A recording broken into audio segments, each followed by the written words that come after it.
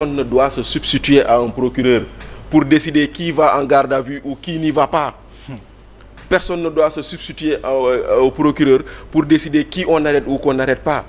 Donc voilà, aujourd'hui, maintenant nag loolu bu jàllee nga ñëw sur le fait quel est le texte de loi boo xam ne interdire na un journaliste mu entendre quelqu'un se présenter comme un fugitif. Du code pénal, du code de procédure pénale, du code de la presse. Amul fenn fu ñu ko bind. On ne peut pas arrêter des journalistes qui font leur travail parce que simplement ni ko Ablaye Ndiaye waxee qui a intérêt à ce que Madiambal ne parle pas. Le fond du débat loolu la lan lañ ñu bañ ñu wax lan lañ ñuy nëbb ba bëgguñu Madiambal wax ko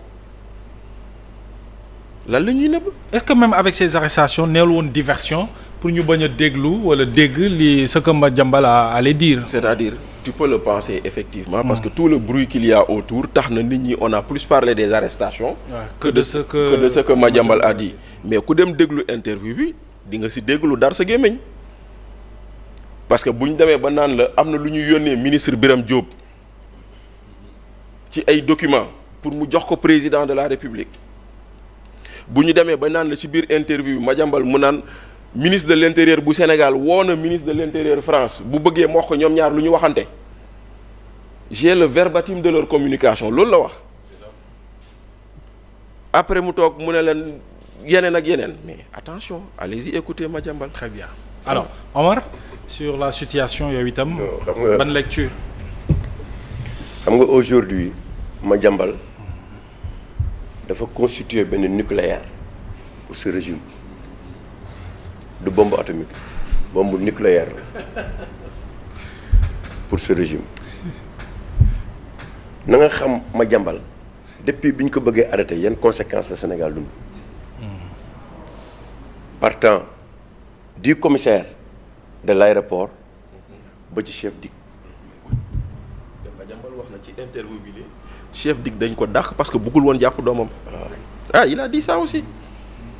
Maintenant venant de la presse. Oui.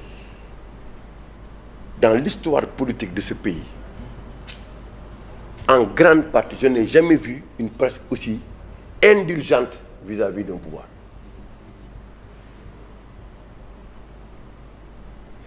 Analyse, les analyses politiques, analyse yi gars yi daan def sax defatuñ ko.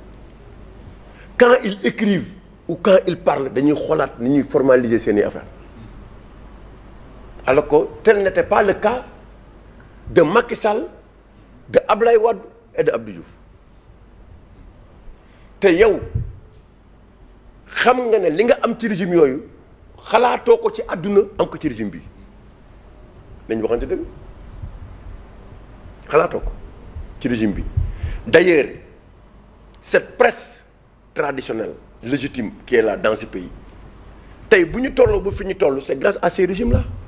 Parce que yow ñii dañuy ñëw toog lu ñuy njëkk a xalaat mooy détruire la donc kooku amul yéene pour defal la waxtaanal ak yow dafa ñëw pour détruire la kooku amul yéene pour defal la mais tey boo xoolee situation boobu bii presse bi bu ñu taxawoon taxawaay bu ñu waroon taxaw carrément ba seen yenn confrères yi comme Bachir comme ñeneen amoon problème ñu taxaw comme ni ñu taxawee nii kon fii tey duñ fi toll duñ fi toll.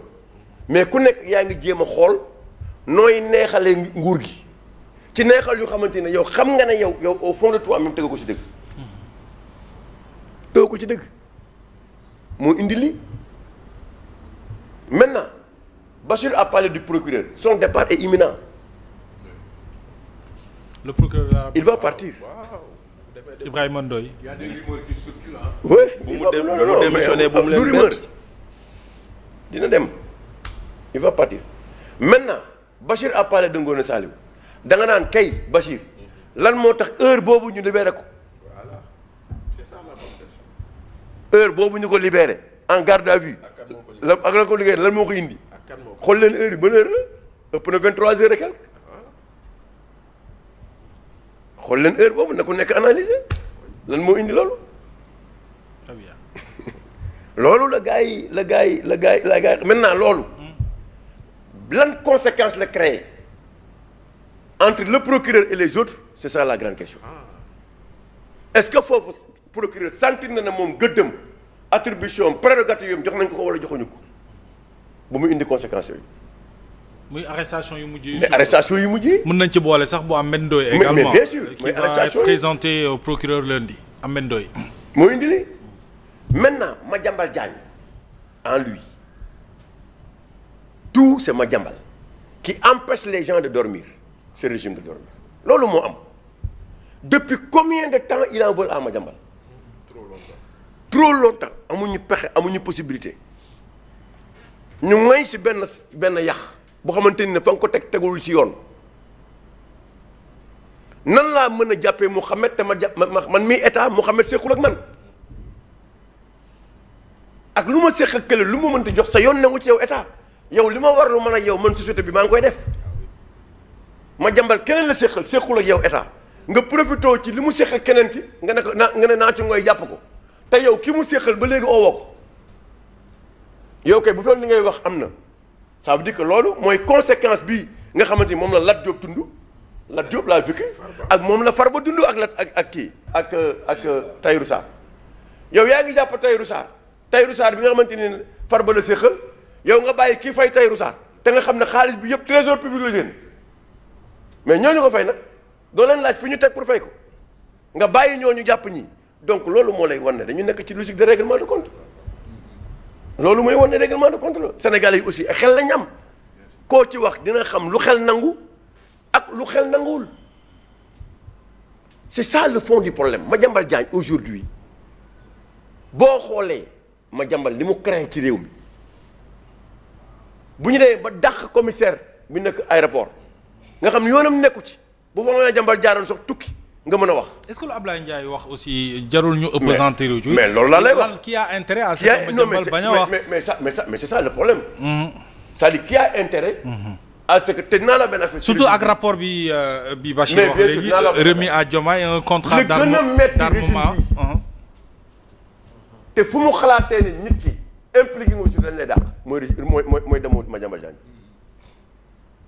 mooy demu Madiambal Diagne bii conséquences yi des na. parce que lu tax nga dàq koo xam ne yoonam nekku ci muy commissaire bi nekk aéroport nga dàq chef DIC nga xam ne ku nekk dem nga si liggéey ñu jële leen fi ba pare nga ne yow da nga nekk ci enquête da nga leen fi jëlee en attendant nga poursuivre enquête bi mais yow am na ku wax lu gën a garaaw c'est mon ami Serigne Saliou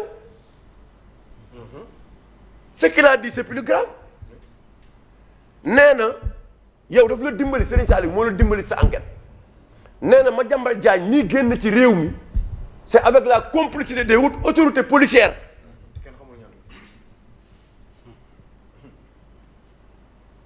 Bachir boo ko waxee di nga toog fii. ah déedéet. Ablaye yow boo ko waxee di nga toog fii. déedéet balaa émission bi jeex au police ñëw jël si la. waaw lu tax kooku kenn interpellé ko. ba tey nga jàpp Ahmed Ndoye. waaw boobu moo gën a garaaw. discrédit kay weesuwul nga discrédité police bi toute la police toute l'institution policière. ne woon na tam ci rapport Cour des comptes bi ñuy wax moom sëñ Sall suñu grand ma koy nuyu. nee ndax APR dafa am ay topp foofu. waaw yaa ngi dégg c'est-à-dire déjà yow li nga wax ci police bi complicité police daful communiquer kenn waxul kenn owu la léegi nga gëm yow kenn owu la ba léegi pour laaj si loolu donc ça veut dire qu'il y a quelque chose c'est-à-dire tey am na loo mënti wax loo xamante ni c'est contre Madiambal Diagne noo ko waxee même bu dee dafa nekk discrédit par rapport ak l'institution policière dañu ànd ak yow. parce que li nga wax ça n'arrange pas Madiambal Diagne. très bien Omar. loolu moo am maintenant Madiambal a parlé mais c'est l'homme d'État Madiambal qui a parlé ce jour-là mais kan mooy am scoop mais le journaliste vu de scoop. ah oui. et d'exclusivité. mais yéen c'est-à-dire que boo jëloon journaliste considéré ko comme xar ngooñ lay dund ak rakkal di nga gis xar dina gis ngooñ di ko lekk ak rakkal. ni rakkal mel ak ngooñ mel ci xar mais noonu la scoop mel ci journaliste. mais bien sûr kan ban journaliste mooy gis scoop doxal lay wër. waaw. ak fi nga ko choisir mu def ko ci Maïmouna. ak a neex sax scoop ak exclusivité. waaw mais loolu la journaliste di wër. amul lu muy wër lu loolu. waaye léegi mu am occasion def ko ba pare li si neex mooy dafa def publicité bi mais mun a def na publicité bi wane ne tel jour tey damay kii laay am comme invité mais bu fekkoon ne yow lu baax da nga si jublu nga gis publicité bi nooy def da ngay waxtaan ak moom naka bu mu fi jàll. très bien. mais da nga naan mu fi jàll mais demul mais au fond nañ déglu li Madiambal wax Madiambal li mu wax. te loolu li mu wax nii. il a parlé de rapport. non il a parlé de rapport. il a parlé de marché d'armement. armement révélé oui. marché d'armement pour Sweet Beauté. waaw pour Sweet Beauté. Il a parlé de Sweet Beauté en même temps. waaw très bien. nee na man sama position. l'homme d'état que je suis. les chefs d'état yi nga xamante ne dama leen yàgg nekk toog ak ñoom di waxtaan ak réew mi li ma yàgg di lijjanti ak li ma toog ruus naa yooyu c'est des détails c'est des détails par rapport ak ce que j'ai par rapport ak li mu yor. comme information. très bien Omar. maanaam bu yoree ay film ak vidéo c'est des. donc xam nga loolu mooy li nga war a nee na man loolu du ma ci wax mais nag bu ko laajee. loolu nag bu ko laajee tamit dañuy dem ba jusqu'au bout parce que bul fàtte ne il y a un dossier d'armement dans ce pays il y a un dossier qui est là pendant bu gars yi di topp donc tey li mu wax nii ci dossier boobu armement bi wax ko ci le ministre des forces armées ak yeneen yi ah là les Sénégalais ont besoin de savoir. ça me oui. waaw au nom de la stabilité du très pays. bien mi ngoog alors Aliou yow itam sa njàngat ci wàllu wi mbirum Madiambal Diagne et les arrestations yi ci topp et surtout rapport boobu ñu ci tudd ak mbirum armement bi un contrat d'armement bi. gis nga Mohamed man de ça fait léegi mot at maa ngi wër pour defal interview Macky Sall man at maa ngi koy wër waaw maa ngi wër pour gis Macky Sall. xanaa booy dem doom fi bàyyi. waaw ça fait un peu moins de 6 mois maa ngi wër pour gis beneen président fii d'un pays limitrophe du Sénégal pour def loo ko interview qui est en train d'évoluer pratiquement sax place wu mi ngi imposé wu avec l'absence de Macky Sall maa ngi wër pour wax ak moom dëkk bu limitrophe fii ci réew mi ak Sénégal ba léegi amaguma ko te su ma ko amoon de dinaa kontaan trop parce que fierté lay doon ci man ak beneen boo xam ne bëgguma ko wax wóoru kon Maïmouna loolu mu def noonu man su ma ko amoon dama koy def mais gàcce ngaalaama ci jigéen xarañte ñu ne waaw déet un autre homme si courageux